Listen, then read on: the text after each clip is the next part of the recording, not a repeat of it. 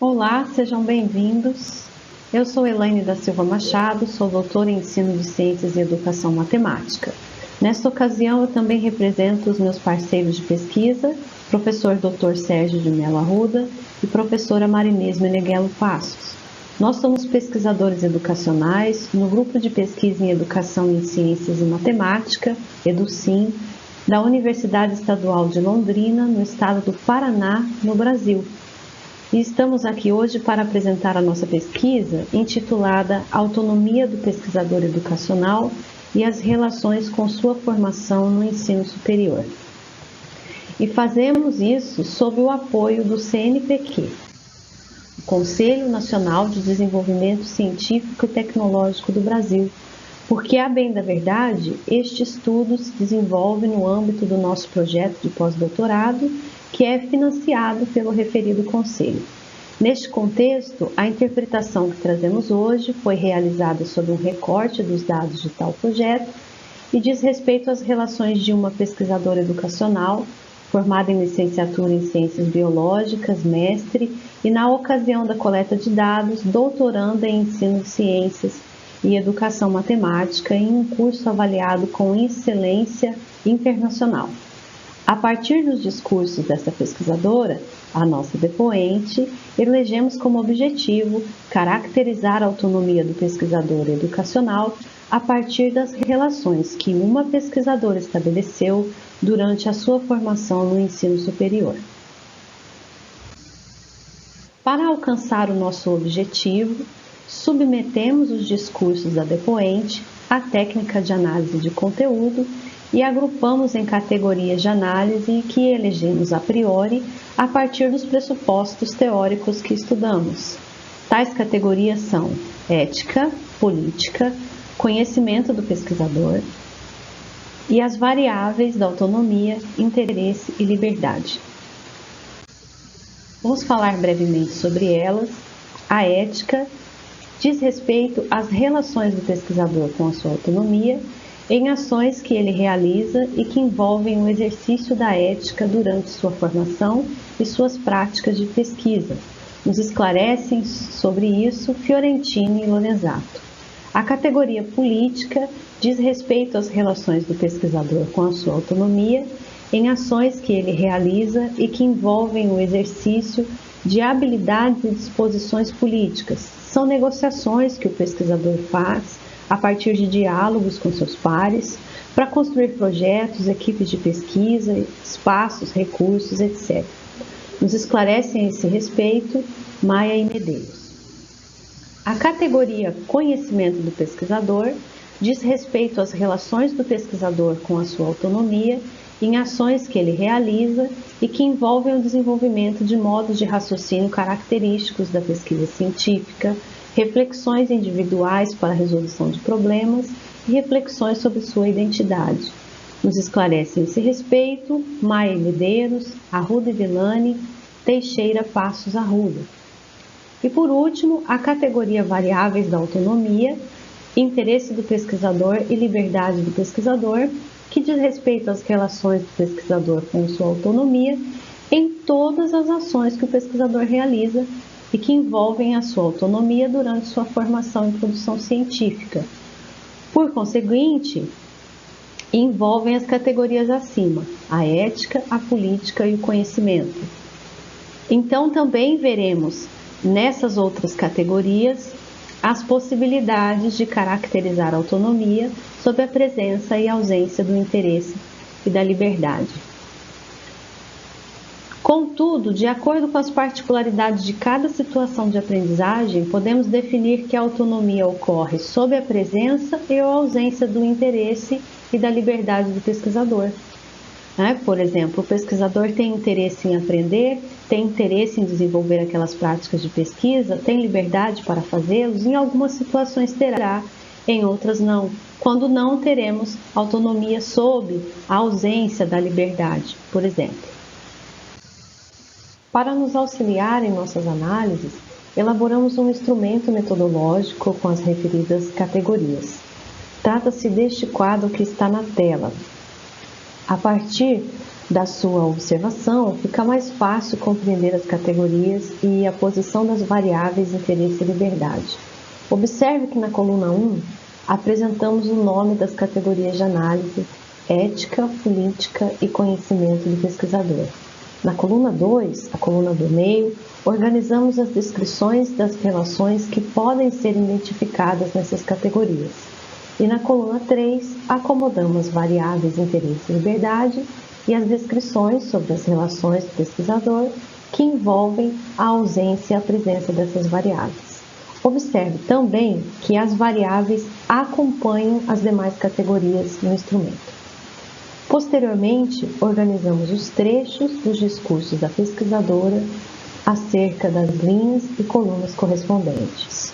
Como resultado, obtivemos um conjunto de caracterizações e que aqui faremos a síntese. Trouxemos um exemplo de como ficou o instrumento depois de preenchido com os trechos dos discursos da pesquisadora. Observe que na coluna 1 temos os fragmentos do discurso da pesquisadora, na coluna 2 a descrição das categorias correspondentes e na coluna 3 os trechos que justificam as categorizações nas variáveis da autonomia. Então vamos fazer uma síntese dos resultados, iniciando pela categoria ética.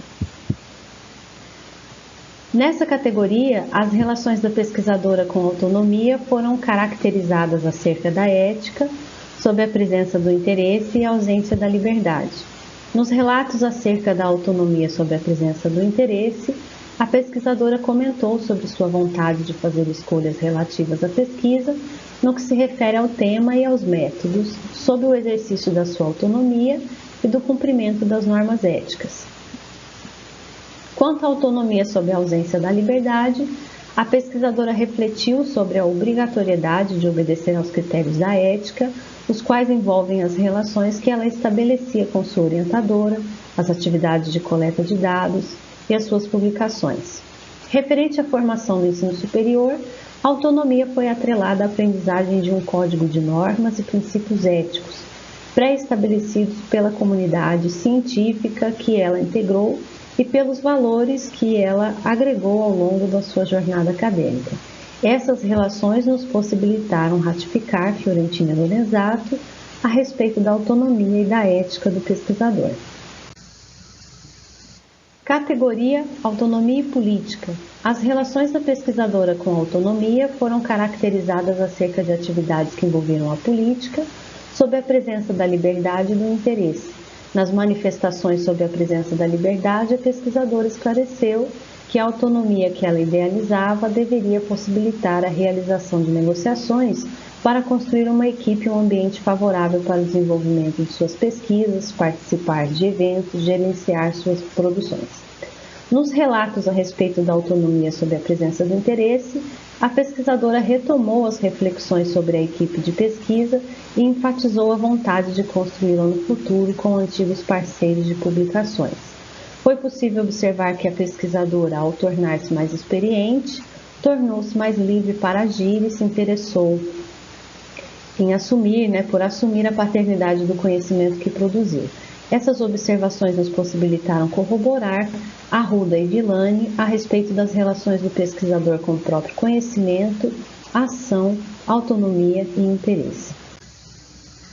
Na categoria conhecimento, as relações da pesquisadora com a autonomia foram caracterizadas sob a ausência da liberdade e presença do interesse acerca do próprio conhecimento dela. Nos relatos sobre a ausência da liberdade, a depoente esclareceu que os motivos que a impediram de fazer escolhas relativas às pesquisas que ela desenvolveu no doutorado foram, por exemplo, a necessidade de aprender mais sobre como fazer pesquisas e a obrigatoriedade em publicar somente quando acompanhada de sua orientadora. No entanto, a depoente destacou que as contribuições advindas dessa limitação compensaram, porque possibilitaram a ela aprender a fazer estudos com mais qualidade e mais significativos para a área de ensino de ciências. E envolvendo as relações com a sua identidade, comentou que ao perceber-se mais capaz, sentiu-se mais motivada para realizar os seus trabalhos. Essas relações nos possibilitaram dialogar com Teixeira, Passos e Arruda. A partir do exposto, fizemos algumas interpretações gerais. Para isso, agrupamos os dados dos relatos da pesquisadora e comentamos a distribuição geral das caracterizações da autonomia via as categorias de análise no quadro 5. E realizamos leituras vertical e horizontal dos dados. Observe que no referido quadro, temos o código de cada trecho do discurso da pesquisadora, por exemplo, N1, discurso da pesquisadora 1, distribuído nas categorias correspondentes e os totais observados. Ao realizarmos a leitura vertical do quadro, observamos que houve incidência de relatos em todas as colunas, ética, política e conhecimento. A partir da leitura horizontal, identificamos incidência da presença do interesse da liberdade e ausência da liberdade. Contudo, ao analisarmos o quadro 5, linha 1, identificamos que o interesse foi a única variável da autonomia que se fez presente em todas as colunas. E, em contrapartida, não encontramos relatos que fizessem referência à ausência do interesse. A linha 2, pode ver que a linha 2 está vazia, 0%. Sob nossas interpretações, consideramos tal resultado como positivo, haja vista que a expressão do interesse da pesquisadora foi, em síntese, por realizar atividades de pesquisa e aprender mais sobre como fazer estudos de qualidade, e que em nenhum momento ela nos falou a respeito da falta de interesse por pesquisar. Partindo para as nossas considerações finais, consideramos que caracterizamos a autonomia do pesquisador educacional como uma condição relativa à ação durante os seus processos de formação e produção científica, relacionados à presença, ausência do próprio interesse e da própria liberdade, e ainda a elementos como o exercício da ética, de habilidades e disposições políticas e do conhecimento do pesquisador. No que tange às relações da pesquisadora com a autonomia e o ensino superior, observamos diferenças em seu desenvolvimento de acordo com seu grau de formação. De modo geral, ficou evidente, a partir dos depoimentos, o progresso da pesquisadora acerca do domínio dos conhecimentos sobre a realização de pesquisas científicas de qualidade e, concomitantemente, da sua autonomia para escrever projetos e artigos e resolver problemas relativos a essas elaborações.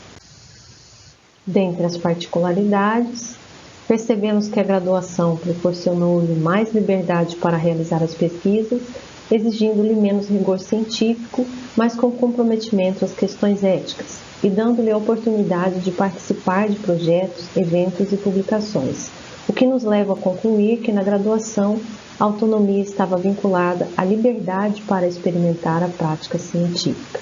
De outro modo, no mestrado e no doutorado, as atividades concentraram-se na aprendizagem de modos de raciocínio característicos da pesquisa científica para a produção de trabalhos com mais qualidade, mais rigor científico e o devido comprometimento ético. A autonomia mostrou-se, então, vinculada ao domínio do conhecimento relativo à produção de alto nível, considerando que o programa de pós-graduação que ela integrou, naquele momento, tinha excelência internacional. Por fim, consideramos que o instrumento metodológico que descrevemos no quadro 1 mostrou-se eficiente para essas análises e será aplicado e aprimorado em estudos futuros que desenvolveremos com outros pesquisadores educacionais. Para mais informações, mais detalhes sobre este estudo, acesse a versão completa deste artigo na acta deste evento, que será publicado em dezembro. Outras informações e outros estudos nossos constam no meu Lattes. Mensagens via e-mail podem ser encaminhadas para elaine.machado.bio@gmail.com. Agradeço ao Conjugare pela oportunidade de disseminar o nosso estudo, de participar mais uma vez da Jornada Virtual Internacional de Pesquisa Científica, de falar para outros países, em especial com Portugal. Obrigado ao CNPq pelo apoio e realização e ao Educim e à UEL pela nossa parceria. Agradeço a você que assistiu a essa comunicação. Muito obrigada pela sua atenção e até a próxima.